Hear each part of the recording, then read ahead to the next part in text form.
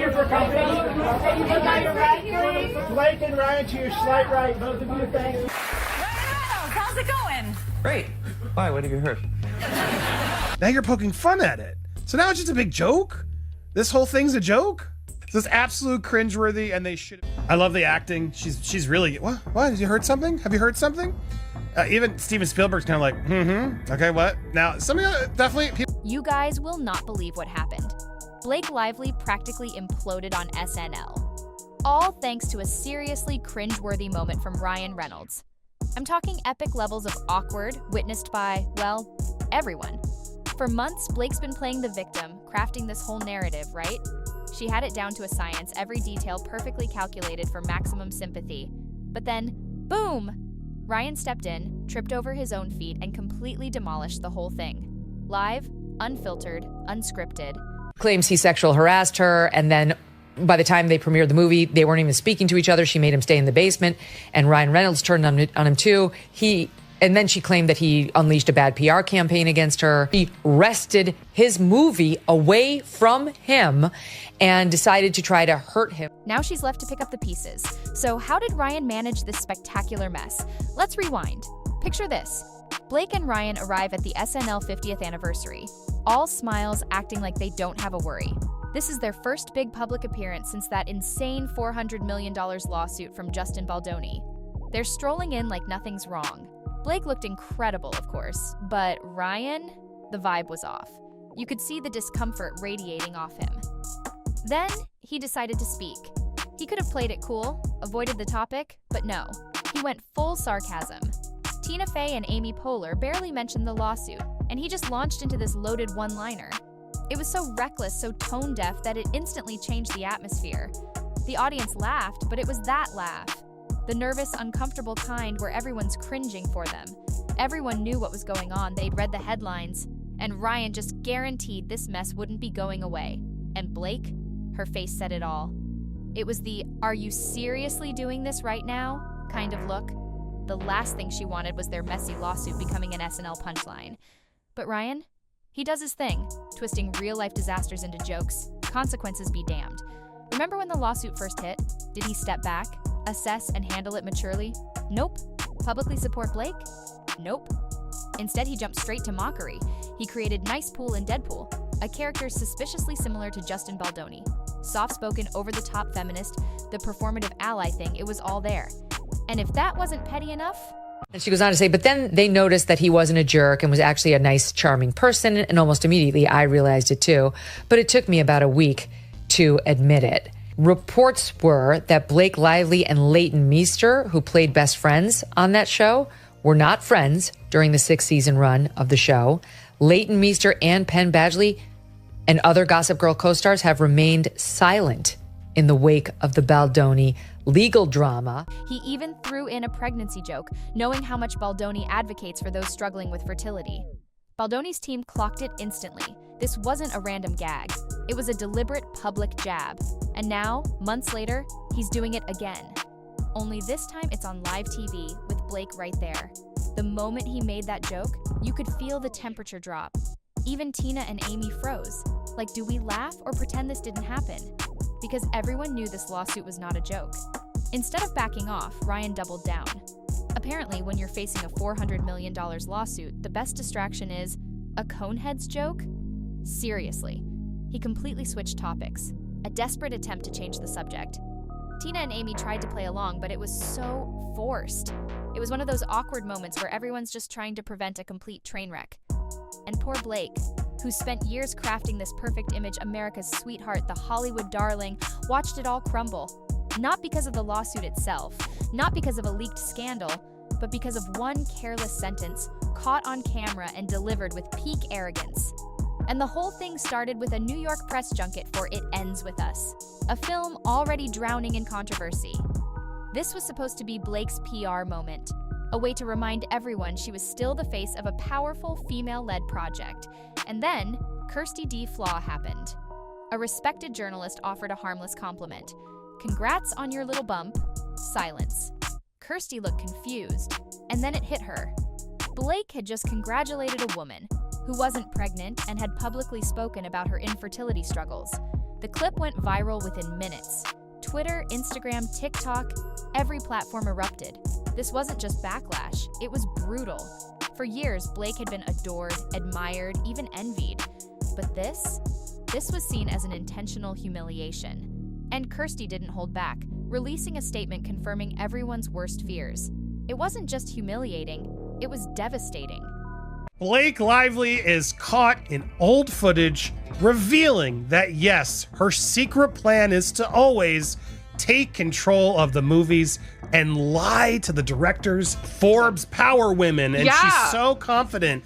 Exactly, I think that's so telling how confident she is to just say, I have no qualms lying to the director, taking control of their movie, pulling the rug from them, like, oh my God. Kirsty opened up about her struggles to have children and how Blake's careless words felt like a gut punch. And she made it clear, she had no connection to the lawsuit or any Hollywood drama. She was just a journalist doing her job, and Blake went out of her way to humiliate her. That was the moment everything shifted. The internet turned on Blake like never before. Suddenly, it wasn't about the movie or the lawsuit, it was about who Blake really was. When the cameras weren't rolling, when the PR masks slipped. People who never cared about the lawsuit before suddenly had a reason to despise her. The headlines weren't about the case anymore. They were about her character.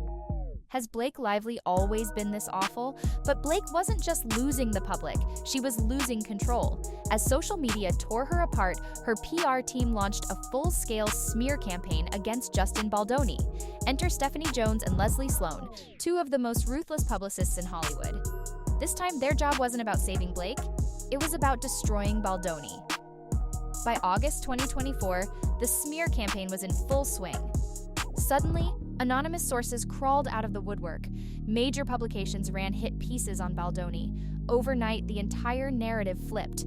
Justin wasn't just a director anymore, he was a problem, controlling, difficult, maybe even abusive. Some reports hinted at serious allegations, even though no claims had ever been filed. The New York Times even jumped in, publishing a pro-Blake article, treating her claims as fact. It seemed like a huge win. But then, Baldoni's team fought back. On September 4th, they dropped a massive collection of receipts, emails, texts, documents, and exposed everything. They linked the anonymous sources directly back to Blake's PR team. They proved the New York Times selectively edited text messages. Just like that, the entire campaign collapsed. Hollywood panicked, executives stopped answering her calls, co-stars vanished, publications refused to cover the lawsuit at all. She was losing Hollywood itself. And now Blake wasn't just losing a lawsuit, she was losing everything. And it's exploding all over the internet because for years Blake carried herself like Hollywood royalty untouchable, the golden girl. But behind the image, there was a very different Blake Lively. And the only people who saw that side? Hollywood insiders. Not the public, but the assistants, the crew, the staff, the ones who weren't blinded by celebrity worship. And now they weren't staying silent anymore. By October 2024, over 50 industry professionals had come forward with disturbing accounts of what it was really like to work with Blake. It wasn't just diva behavior, it was horror stories. Strict instructions, no speaking to Blake, no eye contact, no small talk. Controlled intimidation. People described working in constant anxiety. And then came the breaking point. A production assistant revealed that crew members were fired for just looking at her wrong.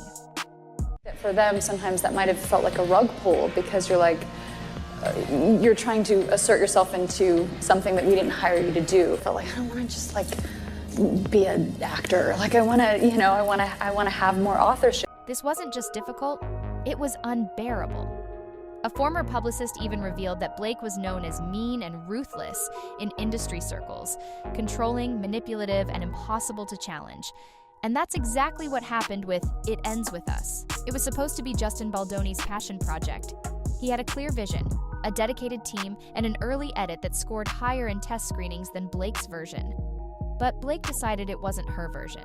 By April 2024, she'd forced him out, took complete control, rewrote key scenes, and ensured that only her version made it to theaters. When Justin pushed back, she locked him out of the editing process. Justin's editor later exposed how Blake secretly inserted pieces of his original cut without his consent. And by June 2024, she'd taken over the film's marketing. It was no longer about the story. It was about Blake, her version, her narrative. Justin was erased. And through all of it, Blake had one very powerful ally, Ryan Reynolds. For months, he played the supportive husband, cracking jokes and letting Blake handle the mess. But behind the scenes, he wasn't just standing by, he was actively helping to take Justin Baldoni down. And in January 2025, Justin's legal team made it official. Ryan Reynolds was about to be sued. The reason? A private meeting at Ryan and Blake's penthouse that changed everything. This wasn't just dinner, it was a power move. So she's I mean, a they serial sound reasonable. fraudster. That's called fraud. When you pretend you want to do the one thing and you'll do the thing they're hiring you for, but all along you have secret plans to do something very, very different that's above your pay grade. He bullied him into giving her the movie where she did her own cut. They released the cut of the movie. He didn't even get to see it. He was the director of the film, the producer of the film, the guy who got the rights to the film, the one who's supposed to be in control. He didn't even get to see it. He was in the basement at his own movie premiere. The meeting took place in March 2024, before the lawsuit went public. Senior production members, Sony executives, and key figures from the film were there. The purpose? To discuss Baldoni's role. But what really happened? Ryan Reynolds personally led the charge against him. An executive who attended the meeting described Ryan's behavior as aggressive, humiliating, and completely unprofessional. People felt guilty for not stepping in, but no one dared to challenge him. The goal wasn't protecting Blake from an abuser, it was breaking Baldoni into submission. And if Ryan truly believed Blake had been mistreated, why didn't he go through the proper legal channels? HR, lawyers, something? Because this was never about justice. It was about securing power, making sure Blake had total control, and silencing anyone who threatened her authority. When the lawsuit dropped in December 2024, Ryan's fingerprints were all over the media coverage.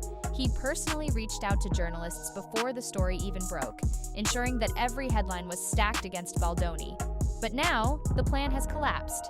Justin's lawsuit has expanded to civil extortion, privacy invasion, and abuse of power. And Ryan Reynolds, Hollywood's favorite funny guy, is now being dragged into one of the ugliest legal battles in entertainment history. For years, Blake enjoyed unwavering support from her industry peers, including her Sisterhood of the Traveling Pants co-stars and author Colleen Hoover.